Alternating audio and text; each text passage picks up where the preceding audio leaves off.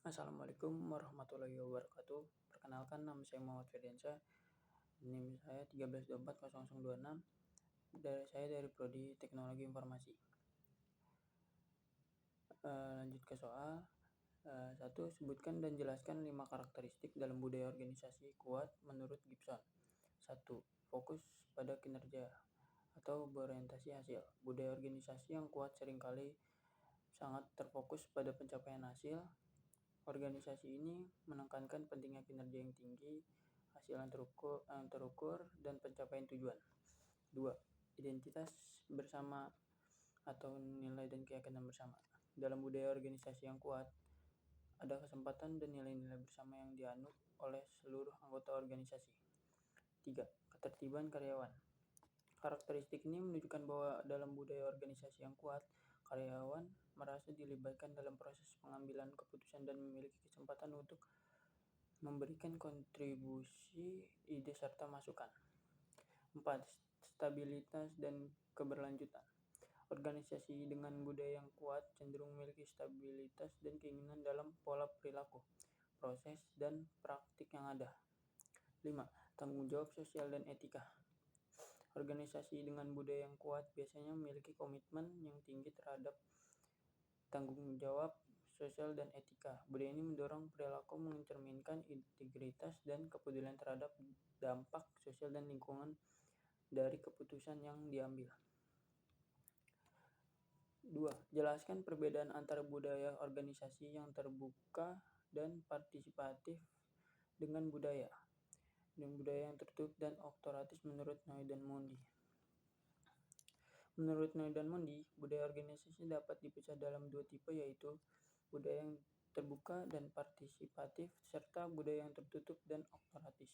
Perbedaan antara kedua budaya ini mencakup aspek-aspek seperti cara pengambilan keputusan, pola komunikasi, dan hubungan antara manajemen dan karyawan. Berikut adalah perbedaan yang lebih rinci. 1. Gaya kepemimpinan budaya organisasi yang terbuka dan partisipatif. Dalam budaya ini, kepemimpinan cenderung demokratis dan berbasis pada kolaborasi. Soal 3. Sebutkan dan jelaskan 5 komponen nilai dalam budaya organisasi. Dalam budaya organisasi, nilai-nilai yang ada berfungsi sebagai pedoman perilaku yang membentuk karakter organisasi tersebut. Nilai-nilai ini menggambarkan apa yang dianggap penting oleh organisasi dan menjadi dasar dalam mengambil keputusan serta interaksi antar individu dalam organisasi. Berikut adalah 5 komponen nilai dalam budaya organisasi yang penting. 1. Kepercayaan. Kepercayaan adalah komponen nilai pertama yang sangat penting dalam budaya organisasi. Kepercayaan menciptakan rasa aman di antara anggota organisasi yang memungkinkan mereka untuk bekerja sama dan berbagi ide tanpa rasa takut akan dihakimi atau disalahgunakan. Kepercayaan membantu member. 2. Integritas. Integritas berhubungan dengan kejujuran, etika, dan konsistensi dalam tindakan. 3. Inovasi. Inovasi adalah nilai yang berkaitan dengan kemampuan organisasi. Contoh di perusahaan teknologi Apple. Budaya. 4. Keberagaman dan inklusi. Keberagaman dan inklusi mencerminkan nilai 10. 5. Tanggung jawab. Tanggung jawab sosial adalah nilai yang menghakimi. 4. Sebutkan dan jelaskan 4 fungsi internal budaya organisasi. Pembentuknya identitas organisasi. Budaya organisasi memberikan identitas yang jelas bagi organisasi tersebut, mencakup nilai-nilai prinsip dan tradisi yang diterima oleh anggota organisasi. Identitas yang kuat membantu anggota merasa memiliki dan bangga dengan organisasi, serta menciptakan rasa kebersamaan dan kesatuan dalam menjalankan tugas mereka. Mengintegrasikan dan menyatukan anggota. Budaya organisasi berfungsi sebagai alat menyatukan individu-individu dengan latar belakang yang berbeda-beda menjadi satu tim yang solid. Budaya membantu menciptakan kesamaan visi misi dan tujuan serta mendukung terciptanya Kehubungan yang harmonis di antara anggota organisasi ini penting untuk memfasilitasi kolaborasi dan kerjasama yang efektif di antara karyawan. Mengarahkan perilaku dan pengambilan keputusan, budaya organisasi juga memiliki fungsi mengarahkan perilaku anggota organisasi. Nilai dan norma yang ada dalam budaya organisasi menjadi pedoman bagi anggota dalam mengambil keputusan dan bertindak. 5. Sebutkan 3 tingkatan pemimpin dalam organisasi dan jelaskan peran masing-masing. 3 tingkatan pemimpin dalam organisasi adalah manajemen puncak, menengah, dan lini pertama. Masing-masing tingkatan memiliki peran dan fokus yang berbeda-beda.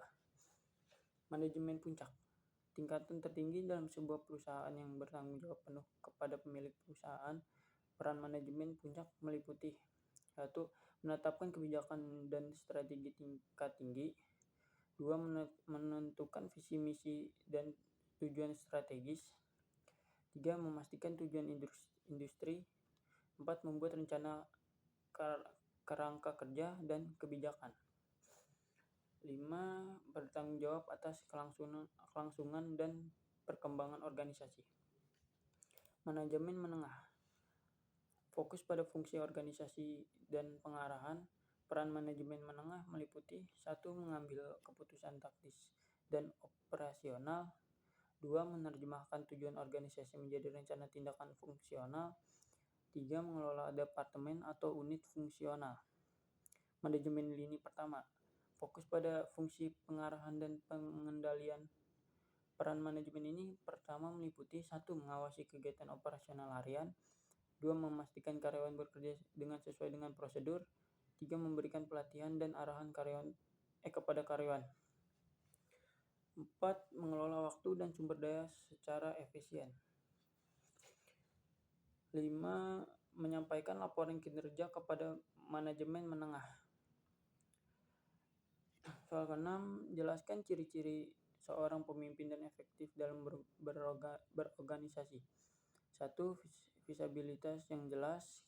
Pemimpin yang efektif memiliki visi yang jelas tentang tujuan dan arah organisasi. Mereka dapat menetapkan tujuan jangka panjang dan menyampaikan dengan cara yang memotivasi dan menginspirasi anggota tim. Visi ini menjadi panduan bagi semua tindakan dan kesemuanya. 2. Kemampuan komunikasi yang baik. Pemimpin efektif mampu berkomunikasi dengan jelas dan terbuka baik kepada bawahan, rekan sejawat maupun atasan. 3. Keterampilan pengambilan keputusan. Seorang pemimpin yang efektif dapat mengambil keputusan yang tepat dan tepat waktu. Mereka mempertimbangkan sebagai faktor termasuk informasi yang tersedia, konsekuensi jangka panjang, dan pandangan orang lain sebelum mengambil keputusan. 4. Empati dan kepedulian terhadap anggota tim. Pemimpin yang efektif peduli terhadap kesejahteraan dan perkembangan anggota sekolah. Mereka mampu mengenali kebutuhan, kekhawatiran, dan perasaan orang lain, serta memberikan dukungan yang diperlukan. 5. Kemampuan delegasi. Pemimpin yang efektif tahu bagaimana mendelegasikan tugas dengan bijaksana. Mereka mengerti bahwa tidak mungkin menyelesaikan semuanya sendiri, sehingga mereka memanfaatkan kekuatan waktu dengan memberikan tanggung jawab. 6. Integritas dan kejujuran. Seorang pemimpin yang efektif selalu bertindak dengan integritas dan kejujuran. Soal nomor 7, mengapa komunikasi penting dalam pengembangan budaya organisasi? Komunikasi penting dalam perkembangan budaya organisasi karena dapat membantu membangun iklim organisasi, nilai, dan kepercayaan yang menjadi pusat organisasi. Komunikasi yang efektif dapat memberikan dampak besar pada budaya organisasi, di antaranya 1. Membangun hubungan baik di antara semua anggota tim di semua tingkatan. 2. Memupuk budaya kerjasama tim dan kolaborasi. 3. Memudahkan kolaborasi dan inovasi. 4. Memunculkan ide-ide kreatif dan berbagai tingkatan dalam organisasi. Membangun pemahaman dan memudahkan pencapaian sasaran dan tujuan secara bersama. Komunikasi yang efektif dapat membantu organisasi dalam mencapai visi misi serta tujuan. Budaya organisasi yang diterima dengan baik oleh pegawai akan mempengaruhi kecepatan dan ketepatan dalam menyelesaikan tugas. Soal 8. Apa yang dimaksud dengan resistensi terhadap perubahan budaya dan apa saja bentuknya? Resistensi terhadap perubahan budaya adalah sikap atau tindakan yang menolak atau enggan beradaptasi dengan perubahan. 1. Resistensi budaya adalah upaya masyarakat untuk mempertahankan identitas budaya mereka dari pengaruh budaya global. 2. Resistensi terhadap perubahan dapat diwujudkan secara terbuka atau tertutup. Yang ketiga, resistensi dapat berupa penolakan di depan umum, penolakan mikro, bahasa, atau tindakan umum. Yang keempat, resistensi dapat berupa gosip, fitnah, penolakan terhadap kategori yang dipaksakan, atau penarikan rasa hormat kepada penguasa. 5. Resistensi dapat berupa protes sosial atau demonstrasi. 6. Resistensi dapat berupa pemberontakan atau cara-cara kekerasan lainnya. Beberapa faktor yang dapat mempengaruhi resistensi terhadap perubahan adalah kebiasaan, ranah aman, faktor ekonomi, rasa takut, persepsi selektif. Soal 9. Mengapa pemahaman masalah adaptasi eksternal penting dalam budaya organisasi? Pemahaman masalah adaptasi eksternal penting dalam budaya organisasi karena lingkungan eksternal yang dihadapi perusahaan menjadi bagian dari dimensi budaya organisasi. Budaya organisasi yang kuat dan adaptif akan membantu organisasi bertahan dalam beradaptasi terhadap lingkungan eksternal. Beberapa hal yang dapat dilakukan untuk membangun budaya organisasi yang adaptif adalah 1.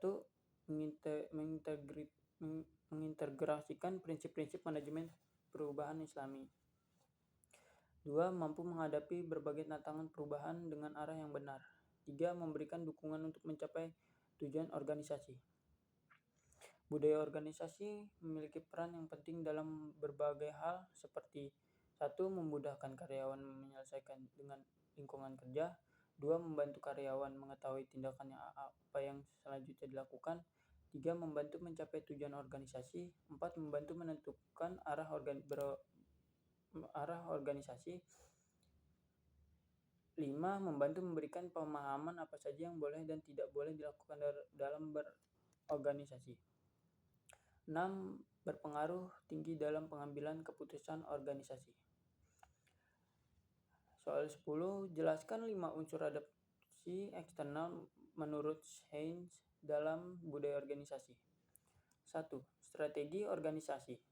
Strategi organisasi adalah salah satu unsur pertama yang perlu disesuaikan dalam menghadapi tantangan eksternal. Organisasi harus mengembangkan strategi yang tepat untuk menanggapi perubahan pasar, teknologi, atau persaingan. Budaya organisasi untuk memainkan peran penting dalam mendukung atau menghambat penerapan strategi baru. 2. Struktur organisasi. 3. Proses pengambilan keputusan. Cara organisasi membuat keputusan harus beradaptasi dengan cepat terhadap kondisi eksternal yang dinamis. Keputusan yang sebelumnya mungkin bisa diambil secara sentralisasi atau mengikuti prosedur yang sudah baku. 4. Pengelolaan sumber daya. Pengelolaan sumber daya mencakup cara organisasi mengalokasikan dan memanfaatkan sumber daya seperti tenaga kerja, modal, dan teknologi untuk mendukung adaptasi terhadap perubahan eksternal. 5. Hubungan dengan lingkungan eksternal. Organisasi harus menjaga hubungan yang sehat dan produktif dengan lingkungan eksternalnya, baik itu pelanggan, pemasok, mitra bisnis, regulator, atau komunitas. Adaptasi bahwa berorganisasi terhadap perubahan eksternal juga termasuk bagaimana organisasi berinteraksi dengan pihak luar tersebut. Cukup sekian jawaban saya. Wassalamualaikum warahmatullahi wabarakatuh.